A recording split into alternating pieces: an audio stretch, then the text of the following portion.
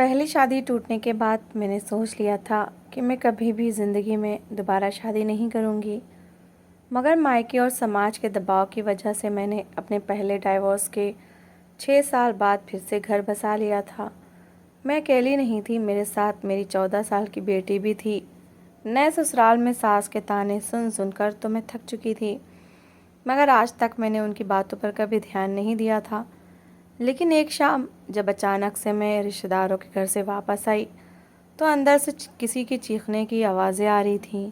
वो कोई और नहीं बल्कि मेरी शादी 19 साल की उम्र में हो गई थी, इसलिए अब डाइवोर्स के 6 साल बाद भी मैं जवान ही दिखती थी। कोई मुझे देखकर ये नहीं कह सकता था कि मेरी 14 साल की बेटी भी है। जब मेरा डाइवोर्स हुआ था तो उस समय मेरी बेटी की उम्र 7 साल थी और अब वो पूरे 14 साल की हो चुकी थी। मैं उसे देख देख कर जीती थी। मुझे लगता था कि मेरी सारी ज़िंदगी ऐसे ही गुजर जाएगी। मैंने आज तक बड़ी मुश्किल से लोगों के तानों को सहन किया था, मगर मैं नहीं जानती थी कि आगे मेरे साथ क्या होने वाला है। दोपहर का समय था, मेरी माँ किसी पड़ोसन के घर गई हुई थी और बेटी भी स्कूल गई थी। मैं मायके वाले घर पर बिल्कुल अकेली थी कि अचानक से दरवाजे पर दस्तक हुई और जैसे ही मैंने दरवाज़ा खोला तो वहाँ पर हमारा एक पड़ोसी खड़ा था, जो उम्र में मुझसे लगभग दोगुना बड़ा था। उसके हाथ में एक प्लेट थी। मुझे देखते ही कहने लगा कि वैभवी, ये मेरी पत्नी ने भिजवाया है, कह रही थी कि तुम्हारे घर दे आऊँ। मैंने उनके हाथ से वो ले लिया, क्योंकि उनकी पत्नी से मेरी अच्छी जान पहचान थी। मैं उनके मुंह पर ही दरवाज़ा बंद करने लगी थी कि उन्होंने दरवाजे पर हाथ रख दिया और कहने लगे कि लोग कहते हैं कि वैभवी बदतमीज़ है, किसी से सीधे मुंह बात नहीं करती, मगर मुझे विश्वास नहीं था। मुझे लगता है कि तुम बहुत अच्छी हो, बस लोग ऐसे ही तुम्हारे बारे में बातें बनाते हैं। लेकिन अब मुझे लग रहा है कि तुम वही हो जो लोग कहते हैं, क्योंकि मैं तुम्हारे दरवाजे पर आया और तुम मेरे मुंह पर ही दरवाज़ा बंद कर रही हो। जैसे ही उन्होंने मुझसे ये कहा, जिन्हें मैं अपने बड़े भाई की तरह समझती थी, क्योंकि मेरा सारा बचपन तो यहीं पर गुजरा था, मैंने उनसे कहा कि क्षमा चाहती हूँ भाई साहब, बस घर पर अकेली थी इसलिए ख्याल नहीं आया। आ जाएं, आप अंदर आ जाएं। वो अंदर आ गए थे। मैंने उन्हें ड्राइंग रूम में बिठा दिया था और रसोई में उनके लिए चाय की व्यवस्था करने के लिए चली गई थी। मुझे अजीब भी लग रहा था कि मैंने अकेले में एक पराये मर्द को घर के अंदर बुला लिया है। मोहल्ले वाले कहीं कोई बात ना बना दे, क्योंकि 6 साल यहाँ पर गुजारने के बाद मुझे ये अंदाज़ा तो हो गया था कि कई लोग मेरे पीछे पड़े हुए हैं। न जाने कहाँ कहाँ से मेरी बातें ढूंढ कर ले आते थे। कोई कहता था कि मैं चरित्रहीन हूँ, इसलिए मेरे पहले पति ने मुझे छोड़ा था, तो कोई कहता था कि मेरी किस्मत ही ख़राब है। कोई नहीं जानता था कि मेरा पहला पति ही गलत आदतों का था, जिसने उसी दिन से दूसरी जगह पर मुंह मारना शुरू कर दिया था जिस दिन मेरी उससे शादी हुई थी, या शायद इससे पहले भी वो ऐसा ही था। लेकिन मैं ये सब सहन नहीं कर सकती थी, और जब मैंने उससे इस बारे में सवाल किया तो उसने मुझे घर से निकाल कर बाहर खड़ा कर दिया। और आज तक बहुत से लोग जो मेरे डाइवोर्स का कारण जानते थे, वो ये कहते थे कि उसकी कड़वी ज़बान ने उसे यहाँ ला खड़ा किया। पुरानी बातों को सोचने के बाद मैं चाय आदि लेकर जब कमरे में पहुँची तो वो सोफ़े पर बैठे बड़े आराम से मोबाइल चला रहे थे। ऐसा लग रहा था कि जैसे वो अपने ही घर में बैठे हों। दूर पार के रिश्तेदार भी लगते थे, इसलिए मुझे ज़्यादा चिंता नहीं थी। मैं दूसरे सोफ़े पर बैठ गई थी, मेरी नज़रें झुकी हुई थीं। मैं बस मन ही मन में भगवान से प्रार्थना कर रही थी कि जल्दी से माँ आ जाएं, क्योंकि मैं उन्हें तो ये नहीं कह सकती थी कि आप जल्दी जल्दी चाय पीकर यहाँ से चले जाएं। मगर फिर उन्होंने चाय नहीं पी और दरवाजे की ओर बढ़ गए। जैसे ही दरवाज़ा बंद करके मेरी ओर पलटे तो मेरे पैरों के नीचे से ज़मीन निकल गई थी। भाई साहब, आप ये क्या कर रहे हैं? जाइए यहाँ से आप, मैंने काँपती आवाज़ में कहा, क्योंकि मैं एक औरत थी और वो भी एक ऐसी औरत जिसने ज़िंदगी के इतने मुश्किल साल गुजार लिए थे। मैं समझ गई थी कि वो गलत नीयत से मेरी ओर आ रहा है, मगर उसने मेरी बात नहीं मानी थी। उसने आगे बढ़कर मेरी चुंडी खींची और उसे एक और फेंक दिया और कहने लगा कि हर समय तुम सती सावित्री बनने का नाटक करती रहती हो। आज मैं साबित कर दूंगा कि तुम कोई दूध की धुली नहीं हो। वो ये कहकर आगे बढ़ने ही वाला था कि उसी समय ज़ोर ज़ोर से दरवाजे पर दस्तक होने लगी। तो वो डर गया और उसने मुझे आगे कर दिया। जैसे ही मैं दरवाज़ा खोलने के लिए पहुंची तो बाहर मेरी माँ खड़ी थी। मुझे देखकर उनकी आंखों में आंसू आ गए थे। शायद वो समझ रही थी कि मैं ही गलत हूँ, मगर उन्होंने उसके सामने मुझे कुछ नहीं कहा, बल्कि उसके मुंह पर एक तमाचा मारा और उसे घर से बाहर निकाल दिया। उसके जाने के बाद माँ ने जब मेरे पैरों पर हाथ रखा तो मैं ज़मीन पर गिर गई थी। माँ, ये आप क्या कर रही हैं? क्या आपको यही लगता है कि ये सब मेरी गलती है? क्या आपको अपनी बेटी पर विश्वास नहीं है?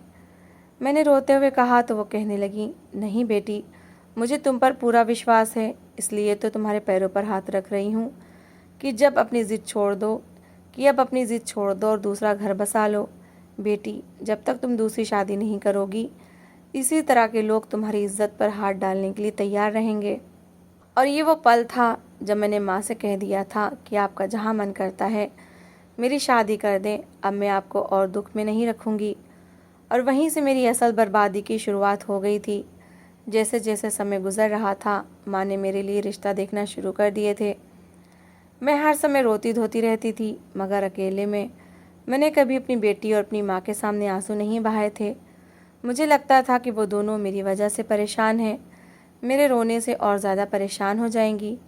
मेरी बेटी को पता था कि उसकी माँ का विवाह तय हो किया जा रहा है, मगर आज तक उसने मुझसे भी कोई बात नहीं की थी। मगर मैं जानती थी कि वो छुप छुप कर कमरे में आंसू बहाती है। आखिर कौन सी जवान संतान ये स्वीकार कर सकती है कि उसकी माँ की दूसरी शादी हो? और फिर मैंने ये शर्त भी रखी थी कि मैं अपनी बेटी को भी अपने साथ ही लेकर जाऊंगी। और फिर आखिरकार वो दिन भी आ गया जब माँ ने सगे संबंधियों के माध्यम से एक अच्छा रिश्ता ढूंढ लिया था। आदमी बड़ी उम्र का था, मुझसे काफ़ी बड़ा था, लेकिन उसने मेरी बेटी को साथ रखने की बात स्वीकार कर ली थी, इसलिए मुझे कोई आपत्ति नहीं थी। फिर देखते ही देखते मेरा उससे विवाह हो गया और मैं उस नए घर में आ गई जहाँ पर मेरा महत्व नहीं था, जो मुझे अगले ही दिन मालूम हो गया था।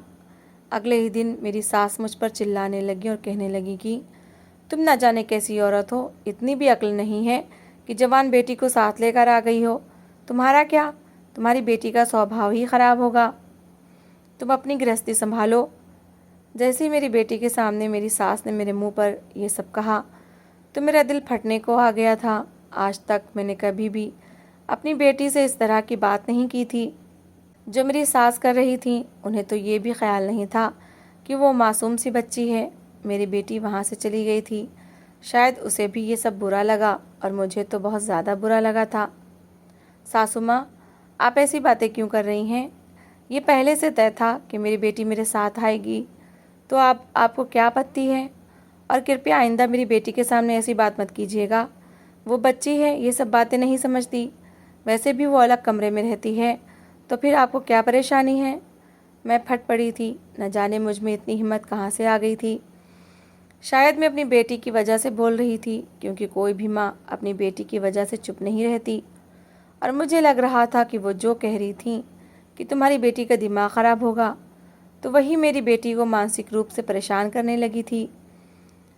अभी मेरी सास से मेरी बात चल ही रही थी कि मेरे नए पति देव भी वहीं पर आ गए थे, जो रात को मुझ पर बड़ा प्यार निछावर कर रहे थे। लेकिन अब जबकि मैंने उनकी माँ से थोड़ी सी बहस की तो उन्होंने मेरे मुंह पर एक ज़ोरदार तमाचा लगा दिया और कहने लगे कि आइंदा मेरी माँ से अगर ऊंची आवाज़ में बात की तो तुम्हें घर से निकाल कर तुम्हारी माँ के घर छोड़ आऊँगा। वो ये कहकर निकल गए थे। आज मेरी शादी की पहली सुबह थी और मुझे घर से निकाले जाने की धमकी भी मिल चुकी थी। उसी समय मैंने महसूस किया कि मेरे चारों ओर अंधेरा बढ़ रहा है और फिर यूँ समय गुजरता गया। धीरे धीरे मेरी सास का व्यवहार और भी जहरीला होता जा रहा था और मेरी बेटी तो जिंदा लाश बनती जा रही थी।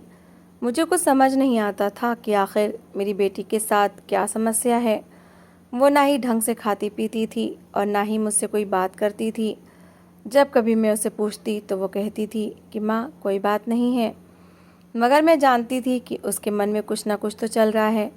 मैं समझ रही थी कि शायद वो यहाँ पर खुश नहीं है, क्योंकि मेरी सास हर समय ताने मारती है, मगर मैं वो नहीं जानती थी जो मेरी पीठ पीछे मेरी बेटी के साथ हो रहा था। दोपहर का समय था, मैं रसोई में खाना बना रही थी कि मेरी सास वहीं पर आई और चिल्लाने लगी कि तुम्हारी बेटी एक पूरा कमरा कब्जा करके बैठ गई है। हमारे घर में 3 ही कमरे थे, एक पर तुमने कब्जा कर लिया है, दूसरा तुम्हारी बेटी ने, और एक में मैं रहती हूँ जब मेरी बेटियां आएंगी तो वो कहाँ पर रहेंगी? तुम लोगों ने तो इस घर पर पूरी तरह कब्जा ही जमा लिया है। मेरी सास उल्टी सीधी बातें करती जा रही थी जिनकी कोई तुक नहीं थी। आखिर उनका क्या मतलब था? मैं अपनी जवान बेटी को अपने पति के साथ अपने कमरे में थोड़ी रख सकती थी। माँ जी, अगर ऐसी बात है तो मैं सलोनी से कहती हूँ कि वो कमरा खाली करके आपके साथ आ जाती है, ताकि जब आपकी बेटियाँ आएँ तो वो दूसरे कमरे में रह लें। मेरे पास एक उपाय था जो मैंने पेश कर दिया था। इसके अलावा तो मैं और कुछ नहीं कह सकती थी। लेकिन इस बात पर उन्होंने मेरे मुंह पर एक ज़ोरदार थप्पड़ लगाया और कहने लगी कि तुम्हें शर्म आनी चाहिए। अपनी औकात देखी है जो तुम अपनी बेटी को मेरे साथ कमरे में भेज रही हो? मैं तो उसे देखना भी पसंद नहीं करती। ना जाने किसका वंश है, पता नहीं जायज़ है या कोई कलंक।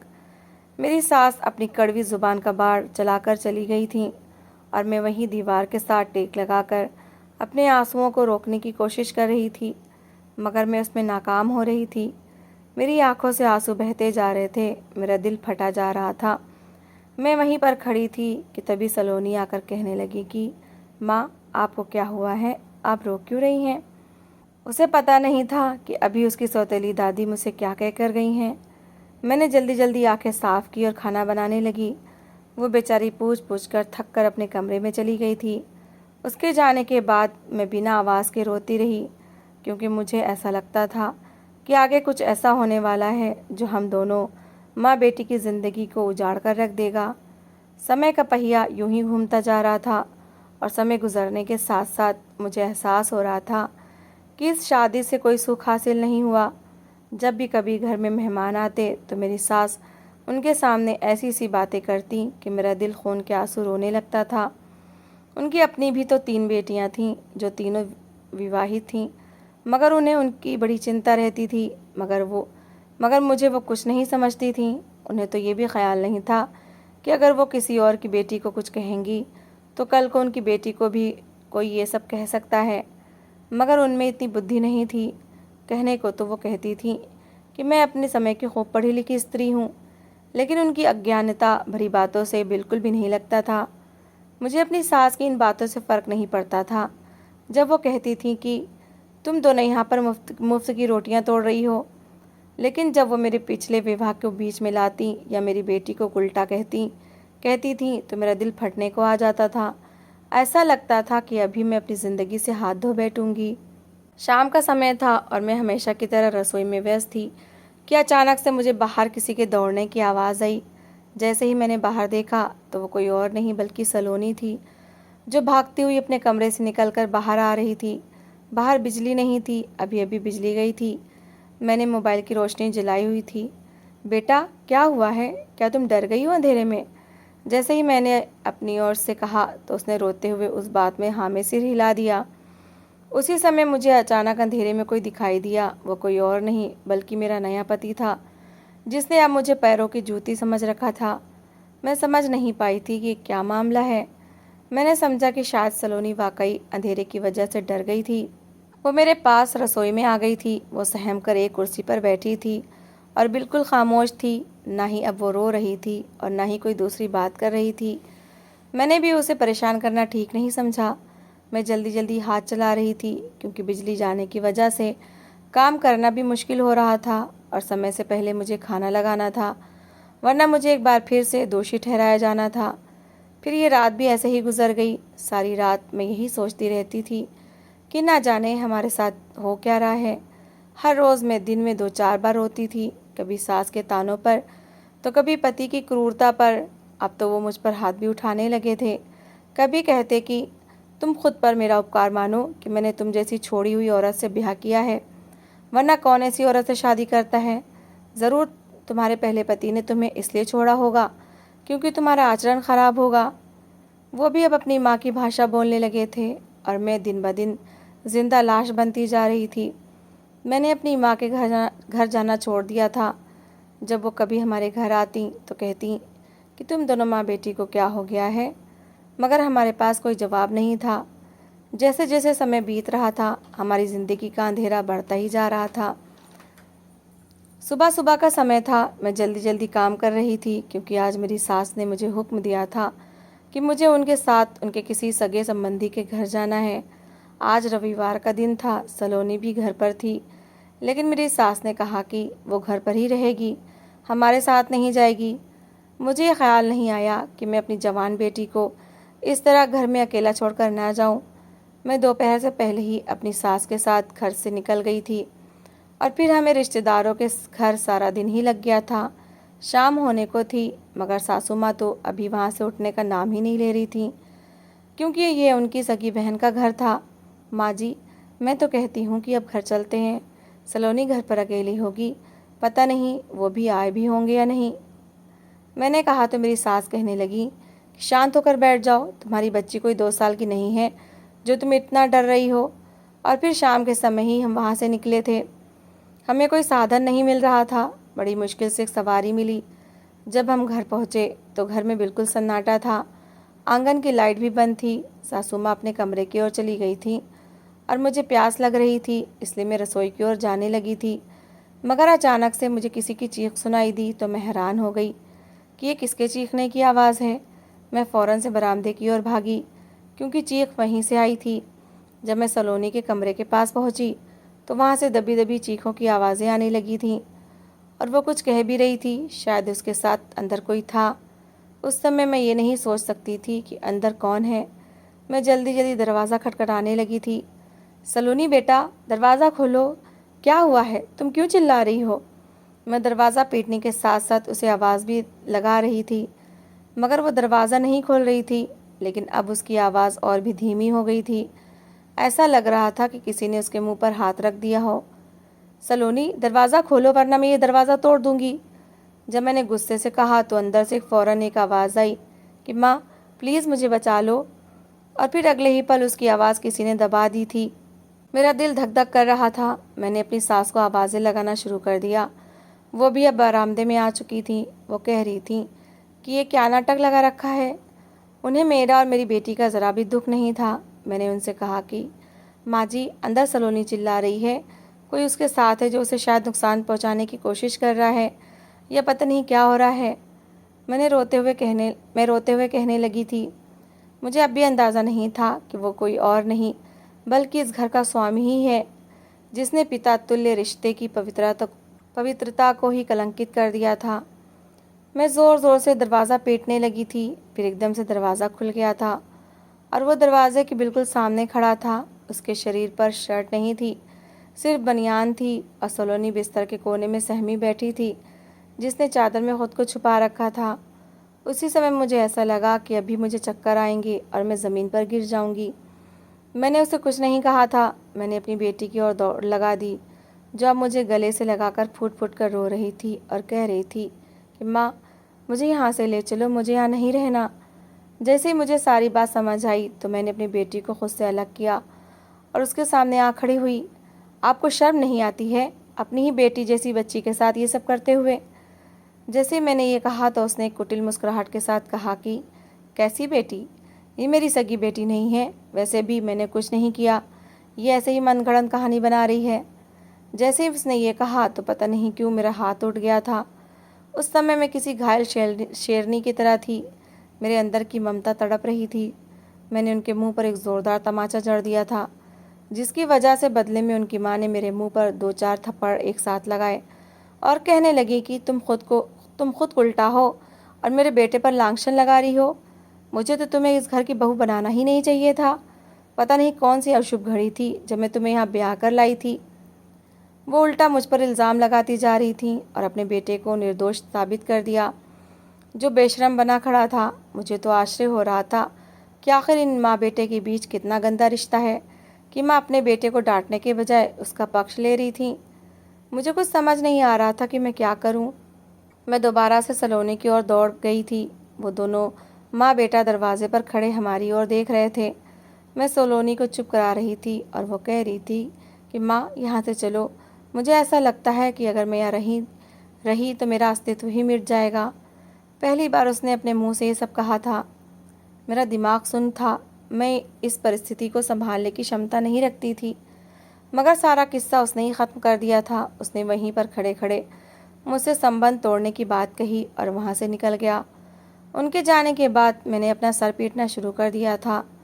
हालांकि ये मुझे नहीं करना चाहिए था, बल्कि मुझे तो खुशी मनानी चाहिए थी कि एक ऐसे पापी से मेरी जान छूट गई जिसने मेरी बेटी के साथ ये सब करने का दुस्साहस किया था। मगर भगवान का शुक्र है कि वो उसमें सफल नहीं हुआ था। लेकिन फिर थोड़ी देर बाद जैसे मुझे ख्याल आया कि मैं अब खाली हाथ नहीं हूँ। शुक्र है कि विवाह के समय मामा जी के कहने पर माँ ने कानूनी कागजातों में बहुत कुछ लिखवाया था, क्योंकि उस व्यक्ति के पास बहुत ज़्यादा धन संपत्ति थी। उनमें से अब बहुत सारी मेरे नाम हस्तांतरित हो चुकी थी। उसी समय मैंने अपना सारा सामान बांधा और अपनी बेटी को लेकर माँ के घर पहुँच गई और अगले ही दिन उन पर सारी चीज़ों का मुकदमा दायर कर दिया जो विवाह के समय मेरे नाम तय हुई थी। 1 महीने तक मुकदमा चला था और फिर सब कुछ मुझे मिल गया था। भले ही मैं सारे समाज में बदनाम हो गई थी, क्योंकि दूसरी जगह से भी मैं अपना घर उजाड़ कर आ गई थी। सब यही कहते हैं कि मैं ही बुरी हूँ, लेकिन अब मुझे कोई फ़र्क नहीं पड़ता था। अगर कोई कुछ कहता था तो मैं चुपचाप सुन लेती थी, या कभी मन होता था तो उन्हें उन्हीं की भाषा में जवाब दे देती थी। लेकिन अब मैं अपनी बेटी के लिए जीने लगी थी। कोई कहता था कि ये लालची है, इसलिए रिश्ता तोड़ा ताकि संपत्ति हासिल कर सके। इस बात पर भी मैं कुछ नहीं कहती थी। भले ही मैंने संपत्ति में अपना हिस्सा ले लिया था, क्योंकि अब मैंने सोच लिया था कि मैं तीसरा विवाह तो कभी भी नहीं करूँगी, लेकिन मुझे अपना और बेटी का भविष्य भी तो सुरक्षित करना था। और वैसे भी मैंने अपना कानूनी अधिकार लिया था, कोई नाजायज़ नहीं। और फिर 6 महीने बाद मुझे पता चला कि एक दुर्घटना में वो व्यक्ति अपनी जान से हाथ धो बैठा था। उसकी मौत बड़ी ही दर्दनाक थी, क्योंकि कर्मों का फल तो इस दुनिया में मिलकर ही रहता है। विधाता ने उसे उसके कर्मों का दंड दे दिया था। हालांकि कभी भी मैंने उसे श्राप नहीं दिया था, मगर पीड़ित की एक करहा भी अत्याचारी के विनाश के लिए काफ़ी होती है, और उसका ये दर्दनाक अंत उसी का परिणाम था। जिसके बाद मैंने अपनी ज़िंदगी का रुख पूरी तरह से अपनी बेटी की ओर मोड़ लिया था, और वो संपत्ति जो मुझे कानूनी अधिकार के तौर पर मिली थी, उसे लोग मेरा लालच कहते रहे, मगर वो मेरे लिए लालच नहीं, बल्कि समाज के भेड़ियों से बचने के लिए एक मजबूत सुरक्षा कवच थी। क्योंकि मैंने अपना वर्तमान और भविष्य सिर्फ सलोनी के नाम पर कर दिया था, जो कभी एक जिंदा लाश बन चुकी थी, मगर अब धीरे धीरे अपनी सामान्य ज़िंदगी की ओर लौट रही थी। मैंने उसका शहर के सबसे अच्छे स्कूल में एडमिशन करवाया। वो अक्सर रातों को उठकर रोने लगती। उसे अब भी वही डरावने सपने आते थे, मगर मैं उसके सिर पर हाथ रखकर उसे विश्वास दिलाती कि बेटा, अब वो काली रात बीत चुकी है, अब कोई तुम्हें छू भी नहीं सकता। और फिर सलोनी ने अपनी सारी तकलीफ को अपनी सबसे बड़ी ताकत बना ली। उसने मनोविज्ञान के क्षेत्र को चुना ताकि वो उन बच्चियों की आवाज़ बन सके जो अपनों के हाथों चली जाती हैं और लोक लाज के डर से चुप रहती हैं। समय का चक्र घूमता रहा और मेरी बेटी ने न सिर्फ सर्वोच्च स्थान प्राप्त किया, बल्कि एक बड़े संस्थान में उच्च अधिकारी बन गई। अब वो वैभवी की असहाय बेटी नहीं, बल्कि अपनी पहचान खुद बन चुकी थी, और मोहल्ले के वही लोग जो कभी हम पर उंगलियां उठाते थे, अब सलोनी के उदाहरण देते नहीं थकते थे। फिर जब सलोनी के विवाह की बात आई तो मेरा दिल काँप उठता था कि कहीं उसे भी मेरी तरह किसी दुष्ट का सामना न करना पड़े। मगर इसी दौरान माधव का रिश्ता आया, जो बहुत ही नेक दिल और संस्कारी लड़का था। मैंने कोई बात नहीं छुपाई, और जब उसे पुरानी सारी बातें बताईं तो उसने बहुत ही आदर से मेरा हाथ थामकर कहा कि माँ, विवाह सिर्फ एक स्त्री को स्वीकार करना नहीं, बल्कि उसके अतीत के दुखों को बांटने का नाम भी है।